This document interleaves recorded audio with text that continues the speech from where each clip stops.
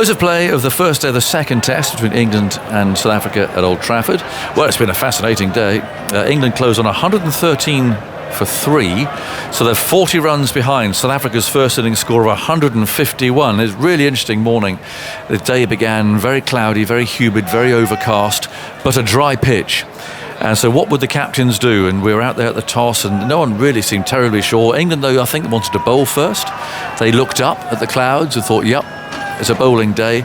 Elgar, on the other hand, the South African captain, looked down, looked at the pitch and thought, no, I've got to play 2 spinners, which meant that he had to bat first, which he chose to do. So in a way, by default, Stokes got to do what he wanted to do. Elgar gambling that he might lose 2 or 3 wickets in that period up to lunch. And then he would still then, from then, be able to set up the platform for the 2 spinners that he'd selected. But it didn't work out that way, and South Africa lost 5 wickets by lunch. Elgar himself was out for 12, Revere for 3, Peterson 21, Markram 14 and Van der Dussen were all out before lunch. Van der Dussen LBW to Stokes for 16. Veronier hang around, he made 21. But it was the stand between Rabada and Nortje that pushed South Africa on a little. They'll still have wanted more than 151, but those two numbers, 9 and 10, put on 35 together in 12 overs. Some of that short pitch bowling flying around again that we saw at Lords. Inevitably, it was a pitched up ball that dismissed both of them. Actually, Nortje for 10, and Rabada was the last man out for 36 from 72 balls. So 151 all out in 53 overs. And bowling wise, James Anderson took 3 for 32. He's on a hat-trick at one stage. Ollie Robinson bowled better than his 1 for 48 gave him. Stuart Broad 3 for 37. Ben Stokes 2 for 17. Two other fortuitous wickets. He'd be the first to admit. And Jack Leach 1 for 11 got the last wicket to fall. So in go England. Lots of questions to be answered there. How are they going to play? What about Zach Crawley? Well, Alex Lees edged a boundary, but then was caught behind in the second over. Off Ngidi for 4. That was 5 for 1.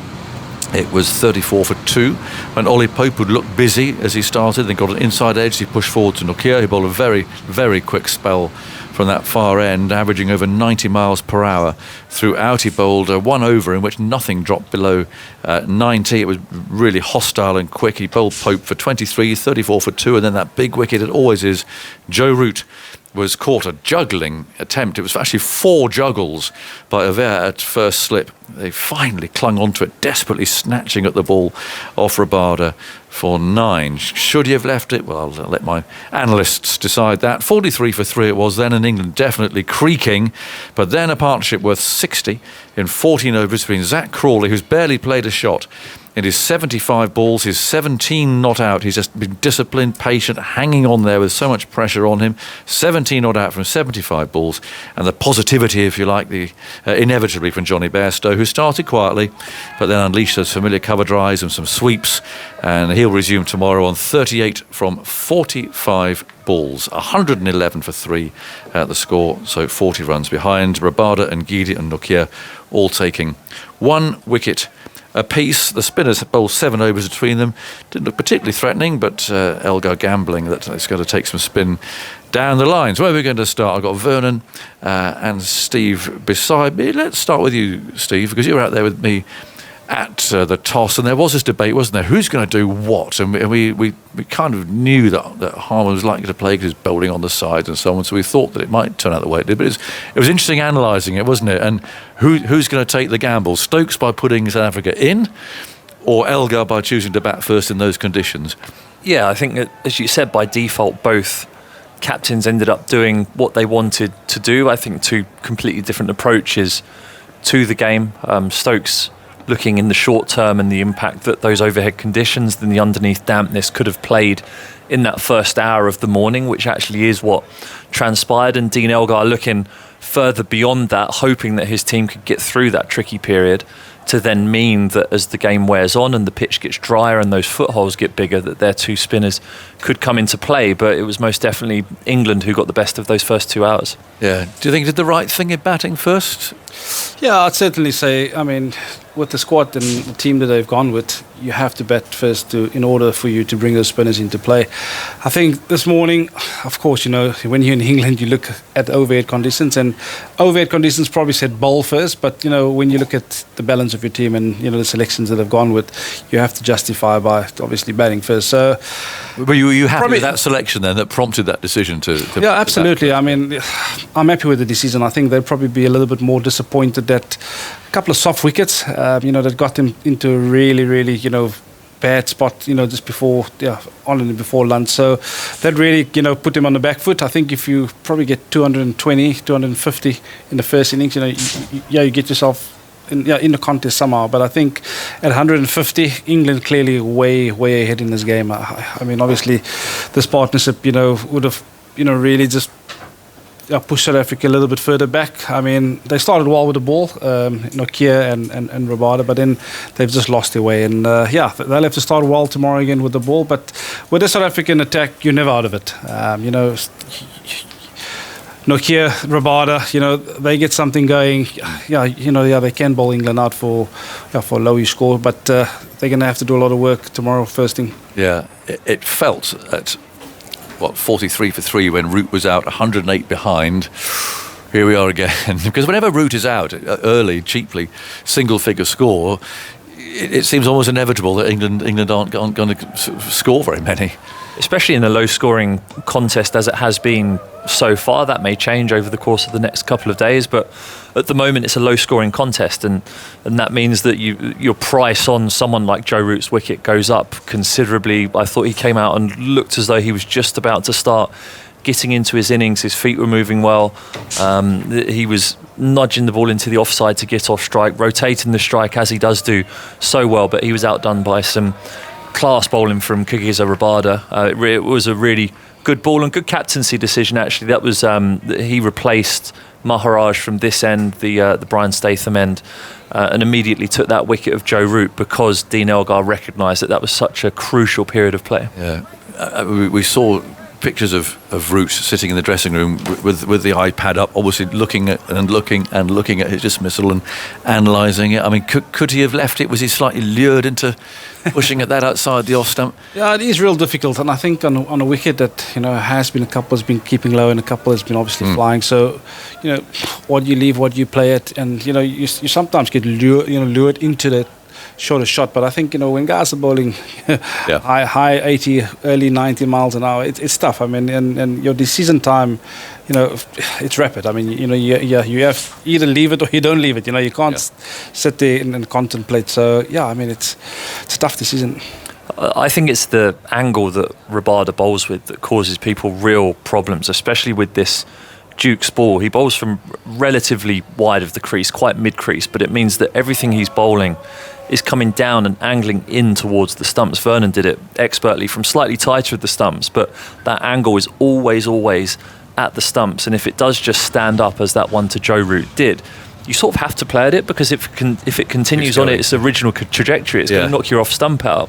And if you don't play at it, if you don't play at it, that could happen. If you do play at it, you run the risk of it standing up slightly and it taking the outside edge. And as I said, I don't think Joe Root, if he's been hypercritical, he'll say I should have left that given the shape, but if he'd have left it and it could have come back in, he'd have been saying I needed to play that. So it was outstanding bowling for me. If you watch the highlights on BBC Two or the iPlayer, you'll hear Root go, "Oh no," as he edged it, which I think he also did at Lords. Is getting into a bit of a habit of Nick, "Oh no." But it's a juggling catch. We've all been there too, haven't you? That awful moment where the ball, your arms and your hands somehow seem to be out of control. It's just snatching at the ball, and the fourth attempt, he just clung onto it.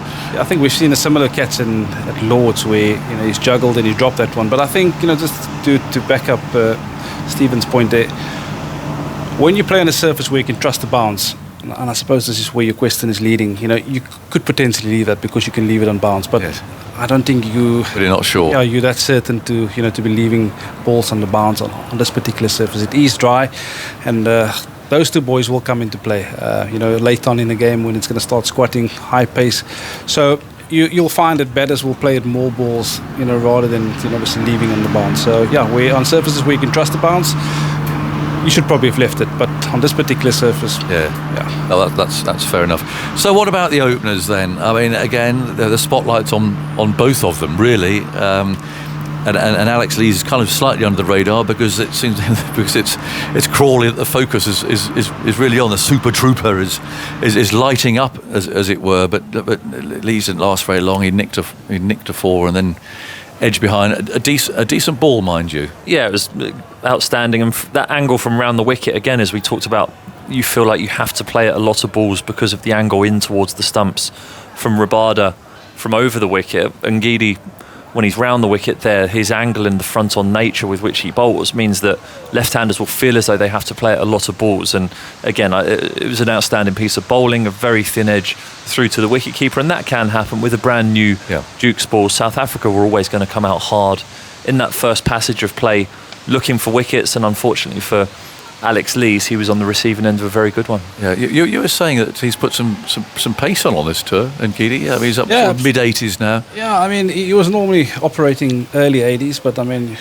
we could see, he's got a yard of pace extra to him. I mean, he's operating 85s. He was a big lad. Even towards the high 80s, which is unfamiliar when we talk about Lungi Ngidi. So he must have worked on his fitness. He must have, obviously bowled a lot of overs. And I think this tour has done him good so far. I mean, he's had a fantastic white ball tournament. Yeah. And I mean, he's done relatively well in the first test match. So, I mean, operating at that sort of pace, you can just see when he runs in, he's got that extra zip, and it's good to watch. Yeah, it's really good to watch.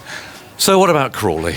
I mean, you sort of feel that, I mean, he must feel that everyone's just talking about him and so on. But he's battled through there, hasn't he? You have to say he played one poor shot, one big booming drive when Nokia was bowling quick, and that's the sort of thing that genuine pace does to you. It takes you out of your zone. You do something silly and rash, and he didn't nick it. It went past his inside edge, and he's still a 75 balls for 17. There's no Baz ball about this, use that ridiculous term, but that any pressure, if there really is pressure from the England camp to go out there and blast it about, well, I mean, he's not played like that at all, has he? He's completely played a game in which I think he will be pleased with the discipline, the patience, and just being indestructible, just not getting out. Well, I think his team will be very, very pleased for it as well, because even when we came into the afternoon session and Nortje and Rabada were batting together, it looked significantly easier than it did earlier in the day, and that was a combination of the overhead conditions, the moisture in the surface disappearing as the day wore on, and the oldness of the ball and the softness of the ball. And I think, as we've seen a number of times this year, but if you can avoid losing wickets in those first 30 overs of your innings, batting gets significantly easier beyond that point, because the ball gets soft, it becomes hard to shine, it loses that zip that becomes dangerous, and then that's when that allows your middle order and the aggressive players to come in and play in the manner that we've seen them play so far this summer. So the fact that Zach Crawley has been willing and able to do the hard yards there for England, he's on 17 overnight, but he'll be sat in that dressing room right now proud of the way that he negotiated that bowling, because it was high class at times today. And it also leaves him the opportunity to come back tomorrow, get himself in again and bat against a 40 over ball. He'd have been sat in there so many times this summer watching guys smashing it all over the place from the overs 35 to 80, thinking, I wish I was out there, and tomorrow he has his opportunity. We'll talk about South Africa's innings in a second, but first of all we'll hear from Stuart Broad, who took 3 for 37 earlier on today. He's been speaking to Daniel Norcross. So Stuart Broad, what did you make of Dean Elgar's decision to bat first at the toss? Yeah, I mean, it's traditionally a really good place to bat first. You get big first innings runs at Old Trafford and the pitch can deteriorate, brings the spinners into play and can offer a little bit of variable bounce as the game goes on. But the overheads as a bowling group this morning, we got together and sort of fancied having a bowl. Felt like the clouds would help the ball move a little bit, and whether we could try and make some early inroads. So, I wasn't disappointed to lose the toss, because there's always a bit of release of pressure when a team wins a toss and bat and you go out and bowl. It's sort of less expected that you're going to go and knock them over quickly. But 5 wickets at lunch was a great first session in really helpful conditions. I was amazed actually how much the ball nipped today. Do you think Ben Stokes would have bowled first? We'd given the have option? bowled. We'd have bowled. Yeah, we had a discussion first thing, and it was one of those like, can we make enough inroads this morning with the cloud cover to make sure we can bat on day 2? Because the Lancashire players and coaching staff here always think that day 2 is the best time to bat here. So if our mindset was if we can go and get 10 wickets before the end of day 1 and bat day 2 and try and get a lead, that's the best position to be in. A word on Ollie Robinson back in the side after a while out. He bowled really well today with very little reward. Yeah, he was unlucky, and that's how sort of Test cricket goes a lot of the time. But I said to him as we were walking off, actually, he keeps repeating exactly what he's delivering there. Then your times change and you get a couple of nicks. And yeah, he certainly deserved more than his 1 for 40 odd today. And he exposed the conditions early. I think he moved the ball a lot along with Jimmy first thing. And so anytime you get a team 5 down at the end of day at lunchtime on day 1. You're pretty happy in a Test match. There's been a lot of talk this summer about the balls and there being a new batch. It was difficult really to assess at Lords because the game went so quickly. How is the ball shaping up? Is it getting soft at the same sort of time? Yeah, they're rubbish, to be honest. They're really we've struggled with them all year for some unknown reason, and actually today it's probably the most out of shape we've had all summer. It was after about 25 overs, the umpires were saying, look, it's so out of shape, but it's going through the ring because it was quite a small ball. But we could just tell how soft it had gone after that period of time, and we just have to accept this summer there's been some sort of malfunction, and hopefully Duke's change it and get it right when next summer arrives. Does that therefore affect the way you're going to bowl and your tactics towards the tail? Because once that ball gets 40 overs old, I mean, it's just not behaving in the same way. Yeah, it's really noticeable. Every Test match, apart from Lords, where conditions were again quite bowler friendly, we've seen against New Zealand to start the year in India that 40 to 80 is a very difficult time to take wickets. So you have to sort of find different ways to do it. But they've been really good to bowl with the new ball, and we've seen wickets fall early for both teams throughout the summer. But you do have to sort of mix it and change it up a little bit from 40 to 80. Fortunately, we didn't get too far down that line today, but second innings we'll have to adapt and adjust and see what conditions change for us. Now, I can't help but notice you're in your full batting kit, so you are the designated night watchman or night hawk.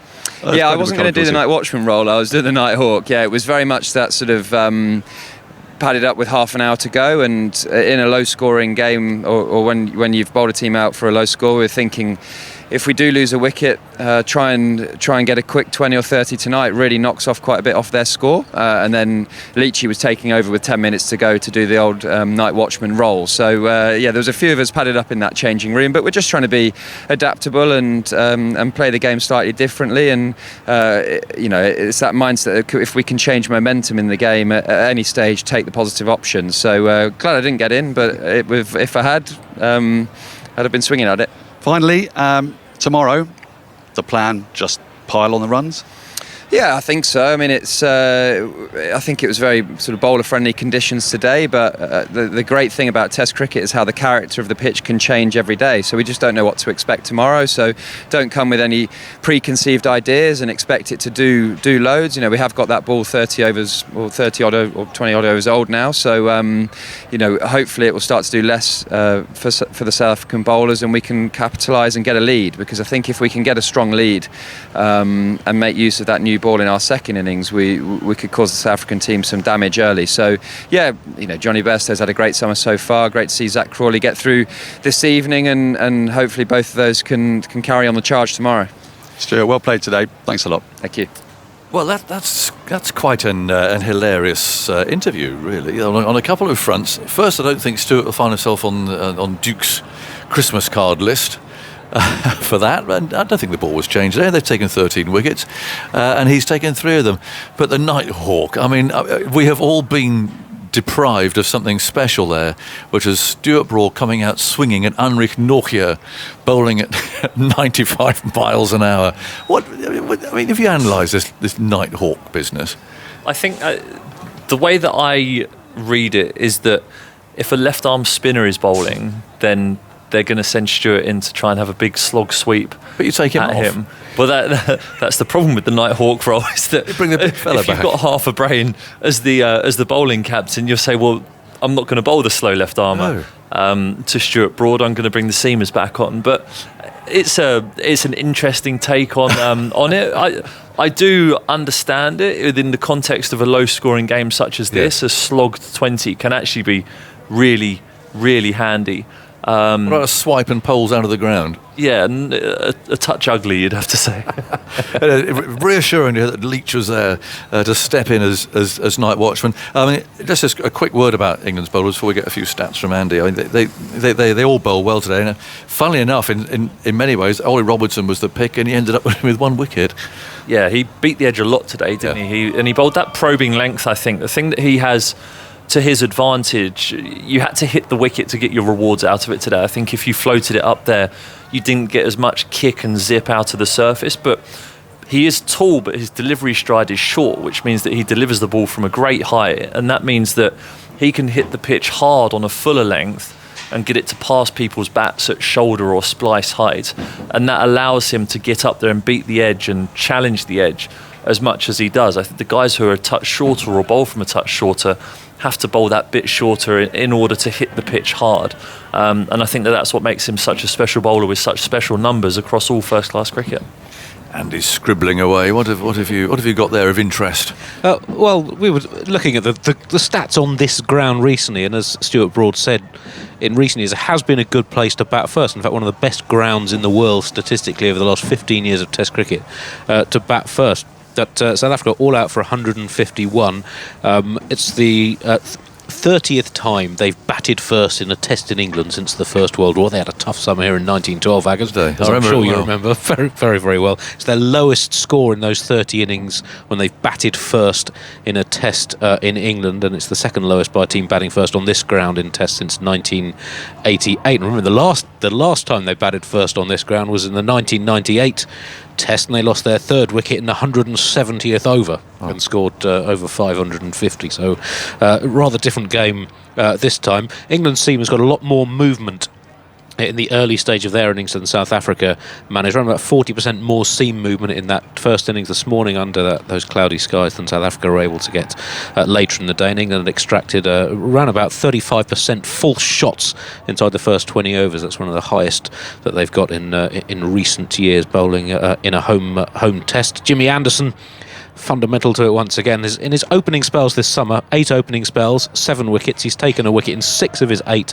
opening spells, and he's averaging 11 in those opening spells, 7 for 81 combined. It's his second best average in opening spells in a test season, and he's played in a lot of test seasons. And Zach Crawley took 51 balls to reach double figures, the most he's taken by 15 balls. So a very disciplined innings from him. And Joe Root, 3 single-figure scores in a row for only the second time in his career. The first time was also earlier this year in West Indies.